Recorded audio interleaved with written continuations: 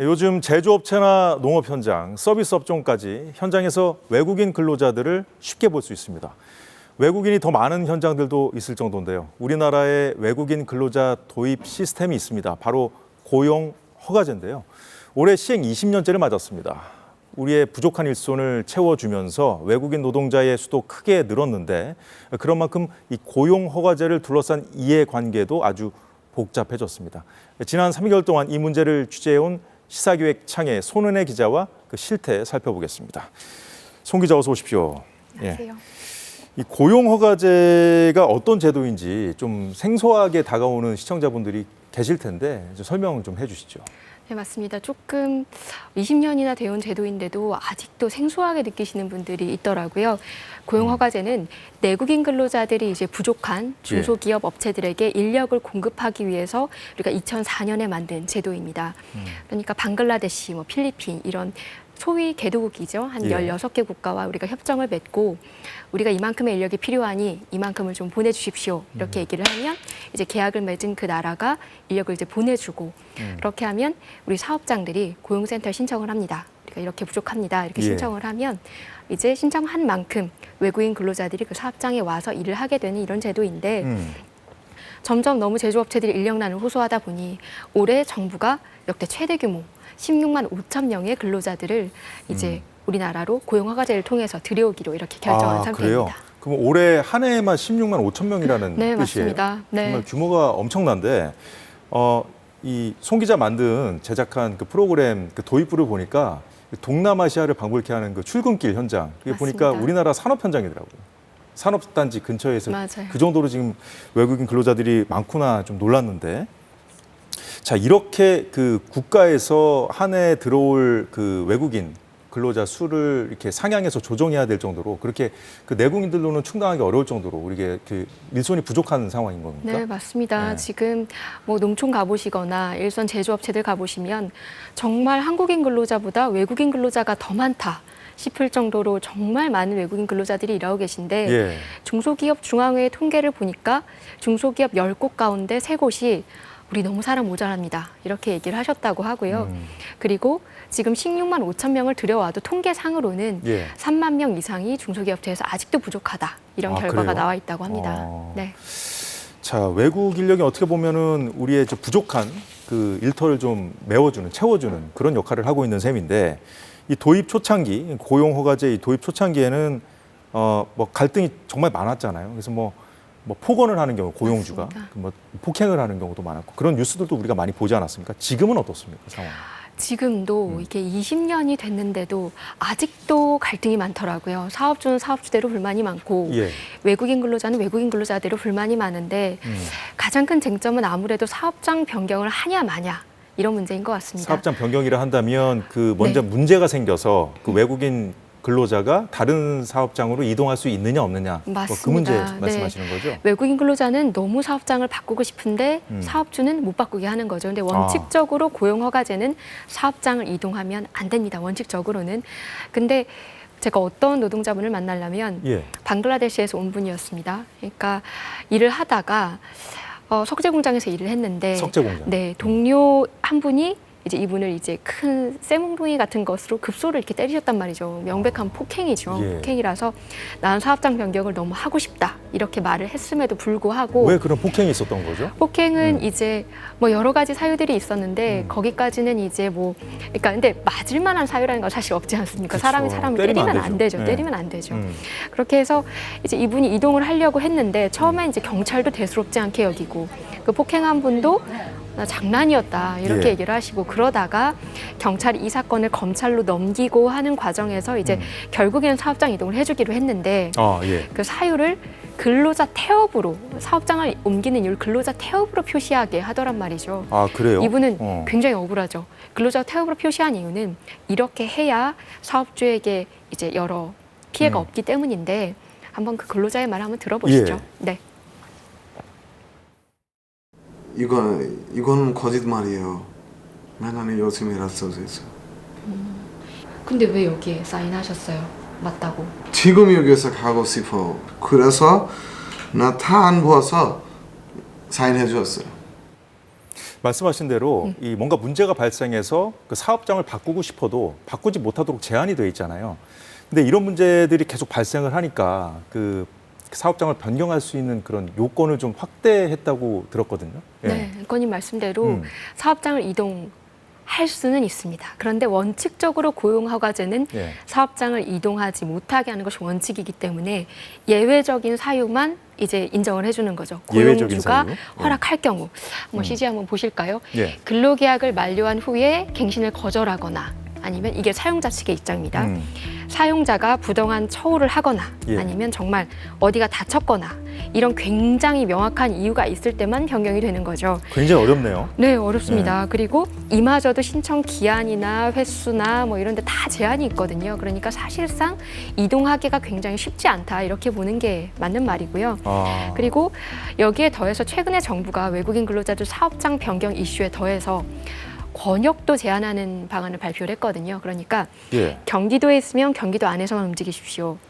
충청도는 충청도 안에서만 움직이십시오. 이렇게 이제 권역 이동을 추가를 한 거죠. 그거는 좀 기본권에 좀 위배될 수 있는 부분 그런 아닌가요? 네. 말씀들을 하시죠. 외국인 근로자들은. 그런데 이쪽 입장에서는 예. 그렇게 해야 정말 어려운 곳에 인력이 수급될 수 있다. 이런 얘기들을 하시는 거고 예. 이것 때문에 정말 논란이 많고 계속 갈등이 벌어지고 있습니다. 그렇군요. 일단 그러면 사업장 이동 요건을 좀 완화하는 추세이긴 합니다만 그 어느 정도의 이 제한을 두는 것 정부가 규제를 할 수밖에 없는 그런 이유도 있지 않습니까? 있습니다. 예. 방금 말씀하신 것처럼 이게 심각한 인권 침해 아닌가라고 생각을 하다가도 사업주 입장에 생각을 해보면 제가 지방에 있고 정말 누구도 오고 싶어 하진 않는 이런 사업장을 유지하고 있어요. 그러면 내가 서울에서 일하고 싶으세요?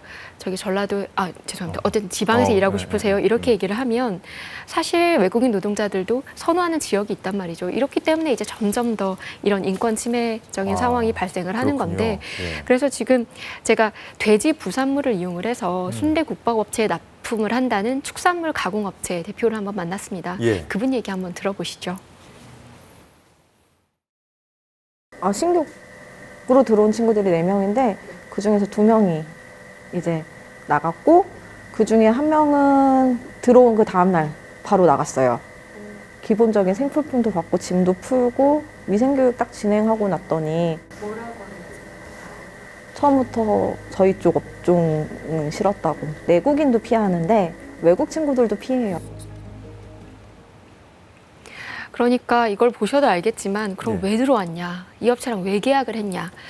외국인 근로자들은 이제 한국에 들어오는 수단으로 이 업체를 이용을 하고 사실은 별로 일할 생각이 없었던 거죠. 이런 식으로 사업장 변경 요구하는 분들 실제 많이 있고요. 통계를 보면 중소기업 10곳 가운데 한 7곳 정도는 사업장 변경을 요청받은 적이 있고 그리고 그중에서 이동을 하려고 했던 사람 중에서 60%는 6개월 이내에 근로계약 해지를 요청한다고 합니다. 참 사업주 입장도 딱한 거죠. 그렇군요. 저 외국인 근로자 문제를 생각하게 되면 일반적인 인식이 고용주들에게 너무 좀 일방적으로 유리하게 되어 있는 거 아니냐. 그렇기 때문에 외국인들이 좀 지나치게 차별을 받거나 아까 우리 본 대로 뭐 폭행을 당하는 경우도 있고 그렇게 생각하기 쉬운데 반대로 고용주들도 좀 외국인들이 와서 그냥 그 사업장을 이용만 하고 그냥 떠난다든가 이렇게 좀 힘들게 하는 그런 경우들이 있기 때문에 이렇게 제한을 지금까지 하고 있다는 얘기잖아요. 자, 그런데 외국인 노동자들이 이렇게 근래 최근 몇 년 추이를 보니까 진짜 급속하게 많이 늘었더라고요. 16만 5천 명이나 왔었잖아요. 한 해 들어오는 근로자 수가. 근데 이런 고용주와 그 외국인 근로자 사이에서 같이 일하고 있는 내국인 근로자들도 있지 않습니까? 그분들도 어려움 호소하는 건 없습니까? 그 고충이 참 많더라고요. 저는 원래 한국인 근로자를 이 프로그램을 취재하면서 어느 분량만큼 취재를 해야 될까 굉장히 고민을 많이 했는데 가서 들어보니 이분들의 사연도 굉장히 절절하다는 걸 알게 됐습니다. 특히 이제 외국인 근로자가 굉장히 대거 투입되고 있는 조선소를 가봤더니 정말 너무 힘들다 이런 얘기를 하시더라고요. 너무 힘든 이유가 뭐냐 하면 그러니까 대대적인 만성적인 이 업계 자체가 만성적인 저임금 구조에 있는데 정부는 그 저임금을 해결하려고는 하지 않고 그냥 당장 조금 더 값싸게 이용할 수 있는 외국인 근로자만 들여오고 있다. 그러면 우리 보고는 그냥 나가라는 얘기다. 이렇게 하면 산업이 유지가 되겠냐. 이렇게 이제 말씀을 하고 계시더라고요. 근데 여기에 대해서 정부는 또 좀 반박을 합니다. 그렇지 않다. 고용허가제라는 것 자체가 이미 내국인이 정말 안 구해지는 업종에 한해서만 외국인 근로자를 들여오는 것이기 때문에 내국인 근로자들의 일자리를 침해하지 않습니다. 이렇게 얘기를 하고 있고요. 근데 그럼에도 불구하고 한국인 근로자들의 불안, 공포 이건 현실적으로 있는 것이기 때문에 이 문제도 해결해 나가는 문제가 아닌가 생각하고 있습니다. 그러니까 외국인 근로자들이 너무 많이 들어오니까 뭐 잠식당하지 않겠는가 그런 우려를 하시는 그럼요. 분들도 계실 텐데 네. 어쨌든 그것도 제한이 있다는 거죠. 무조건 들여올 수 아닙니다. 있는 상황은 아니고. 내국인 근로자가 예. 안 구해지는 업종만. 네. 그럼에도 불구하고 이 조선소 사례에서 봤듯이 이렇게 좀 내국인들이 좀 등살에 밀리는 그런 상황들도 좀 벌어지고 있는데 이 3개월 동안 이 문제 취재를 하셨잖아요. 이 문제 해법을 좀 찾아보자는 취지에서 시작을 했을 텐데 방송 제목이 공존의 조건입니다. 맞습니다. 공존의 조건 찾으셨나요? 정말 어렵더라고요. 정말 이게 왜냐하면 사안마다 좀 합치되는 지점이 있어야 되는데 이건 합치가 되지 않고 양자가 너무 다른 말씀을 하시니까 네. 그런데 제가 공존의 조건의 실마리를 찾을 수 있겠다 싶은 외국인 노동자 한 분을 만났습니다. 그분이 찾으셨나요? 네, 실말입니다. 캄보디아에서 온 이제 외국인 근로자신데 이분이 네. 원래 E9 비자 고용허가제로 들어오셔서 정주를 오래 할 수 없고 가족도 데려올 수 없는 E9 단순 인력 비자로 오셨는데 굉장히 일을 열심히 하셨고요. 그리고 정말 한국어 공부도 열심히 하셨고 예. 그렇게 해서 원래는 가족을 데려올 수 없으니까 캄보디아에 아이를 놓고 왔단 말이죠. 얼마나 보고 싶었겠습니까? 그러니까 출산하자마자 놓고 오셨대요. 근데 E7 숙련 기능 인력 비자라는 게 있는데 그걸로 전환을 해서 예. 그건 가족 초청도 되고 한국에 좀 오래 있을 수 있거든요. 그래서 이걸로 전환을 해서 데려왔어요. 아이도. 그리고 가족이 함께 살게 됐거든요. 이분이 나는 진짜 한국에서 오래 살고 예. 정말 열심히 일하고 싶다. 이렇게 얘기를 하시더라고요. 이게 한마디로 단순하게 사람을 들여와서 일시키고 너네 나라로 가라. 이런 개념이 아니라 와서 오랫동안 같이 우리랑 일하고 잘 삽시다. 이런 개념으로 전환이 된 거죠. 그렇군요. 여기서 공존의 조건을 좀 볼 수 있지 않았나 이런 생각을 하고 있습니다. 지금 방금 본 사례는 그 노동자 개인이 스스로 또 우리나라의 이제 이 상황에 좀 적응하기 위한 노력도 이제 정말 땀 흘려서 했을 거고. 그런데 이런 것이 이제 말씀하셨다시피 고용주가 정말 좋은 고용주를 만나야 맞아요. 되겠다. 그러니까 마음가짐부터 정말 가족처럼 정말 식구처럼 이렇게 대해주는 그런 마음가짐. 그리고 또 이렇게 실제로 도와주는 그런 노력을 좀 또 행동으로 보여주는 그런 게 좀 뒷받침돼야 가능한 일이 아닐까 하는 생각이 듭니다. 맞습니다. 네. 외국인 근로자가 아무리 열심히 일해도 그걸 사업주가 못 알아준다면 무슨 소용이 있겠습니까? 예. 지금 제가 취재하면서 기숙사 돌아보니까 2인 1실이고요. 우리가 막 생각하는 컨테이너 이런 데 아니고요. 굉장히 잘 지내고 계시고 예. 기숙사비를 또 안 받으시더라고요. 그리고 식대를 10만 원씩 주시고 이게 다 비용이거든요. 본인이 다 부담을 하는 거군요. 그럼요. 사업주가. 그래서 왜 그러세요? 이렇게 제가 여쭤봤거든요. 예. 한번 그 말 한번 들어보시죠. 예. 더 열심히 일을 좀 했으면 좋겠다라고 생각해서 하는 건데 그렇게 그런 마음에서 하는 거죠. 외국인들도 더 잘 해줘가지고 오래도록 있으면 기술이 숙련되니까 더 잘하지 않겠냐 막 그렇게 생각해요. 회사로서는 그게 훨씬 더 효율적이죠.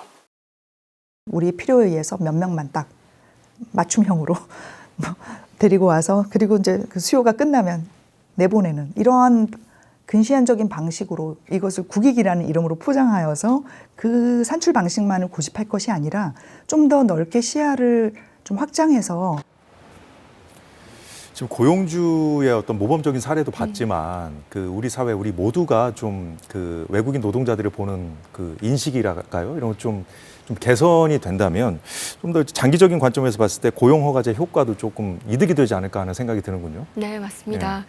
제가 이 취재를 하면서 가장 인상적으로 들었단 말이 노동력을 불렀더니 사람이 왔다 이 말이었거든요. 그러니까 단순히 빨리 와서 일하고 가십시오 이런 관점이 아니라 예. 와서 우리와 함께 공존합시다. 같이 잘 살아봅시다. 그런데 더 열심히 일하시고 더 많이 성숙한 한국 사회에 한번 적응하는 구성원이 되어 보십시오. 이런 관점으로 하면 사실 인권과 국익이 꼭 상충한다고는 생각하지 않거든요. 예. 인권을 더 추구하면 할수록 국익이 더 신장되는 이런 시너지 효과도 분명히 있을 수 있다. 그런 모델은 존재할 수 있다. 예. 이런 희망을 가지고 제도의 목표를 세우면 정말 어렵지만 고용허가제 20년 공존의 조건을 제시할 수 있지 않을까 이런 예. 생각을 한번 취재하면서 해봤습니다. 예, 아주 뜻깊은 취재하셨네요. 예, 지금까지 시사기획창 고용허가제 20년 공존의 조건 편을 제작한 손은혜 기자와 얘기 나눠봤습니다. 손 기자 수고 많았습니다. 고생하셨습니다. 예, 오늘 사사건건이 준비한 소식은 여기까지입니다. 저희는 내일 오후 4시에 다시 찾아뵙겠습니다. 여러분 고맙습니다.